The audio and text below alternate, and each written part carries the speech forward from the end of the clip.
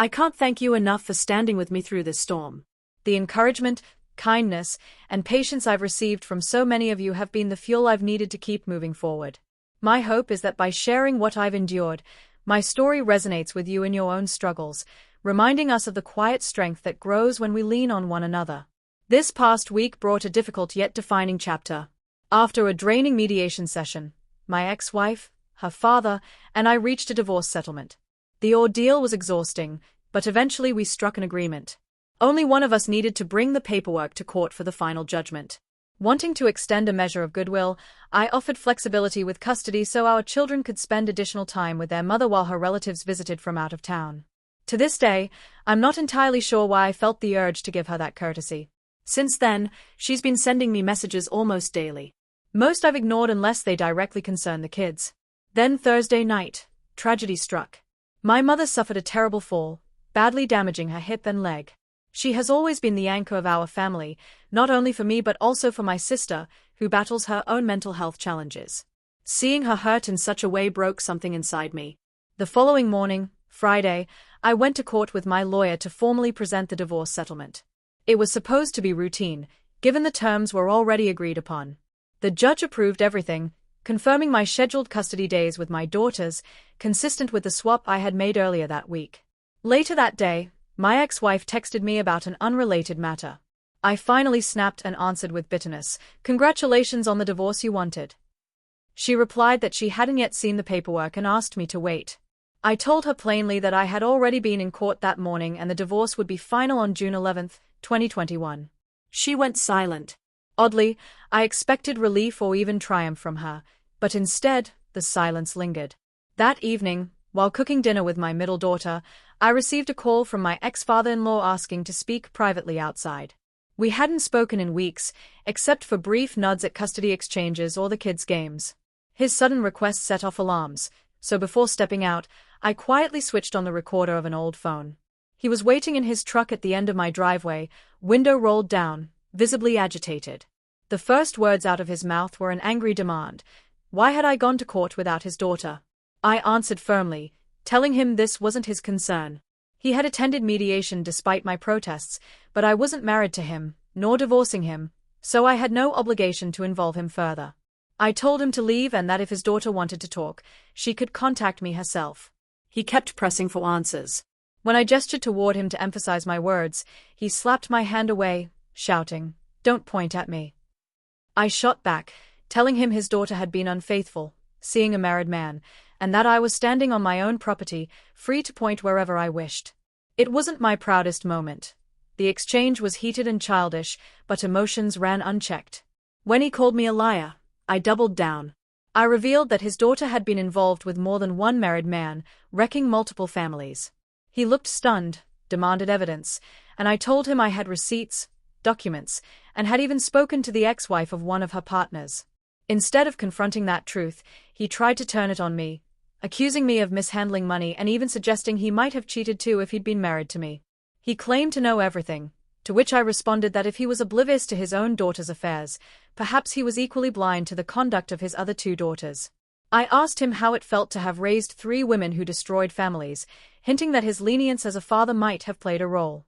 I even mentioned his late father, a devout man, and questioned what he would think of this legacy. Looking back, I realize I pushed too far, but my frustration boiled over. His response was to swing at my arm.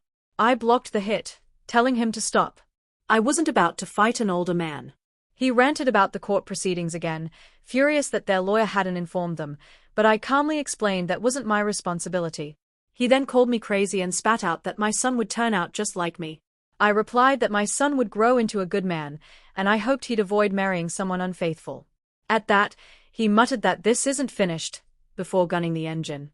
For a moment, I worried he might actually try to run me down, so I stood close to the sturdy metal pole of our in-ground basketball hoop for protection until he tore off. I phoned the police immediately.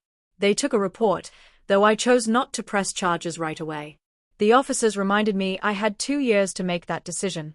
They went to my ex-wife's house, where they spoke with her and her sister, though her father wasn't present.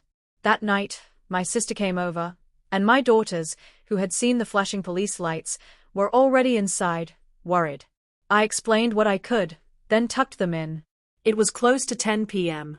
I held them tight, silently promising to protect and cherish them no matter what. But her father's words, "This isn't over," still echo in my head, leaving me uneasy about what might come. Meanwhile, my mother's injuries required surgery on Friday morning, right around the same time I was in court finalizing the divorce. One last document remained to be filed. Later that afternoon, my ex and I spoke about the house we were selling. The conversation turned tense, and I made a sharp comment about the divorce. She claimed she hadn't known the court date and said she had even dismissed her lawyer. Moments later, her father appeared at my door, leading to the confrontation and police involvement I just described. Saturday morning, I took my middle daughter to her basketball game. My ex texted me, saying she needed to stop by the house to pick up some clothing and personal items. I assumed that was all. I was wrong. While I was at the game, I got devastating news. My mother had suffered a stroke and was being airlifted to a larger hospital. When I returned home, I found the house nearly stripped bare. Despite our agreement to leave everything in place until it sold, she had taken far more than just her personal belongings. Months earlier, she had told her affair partner she'd get both the house and the kids.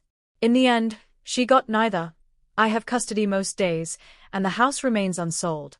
She either misunderstood or simply ignored the agreement, much as she ignored boundaries during our marriage.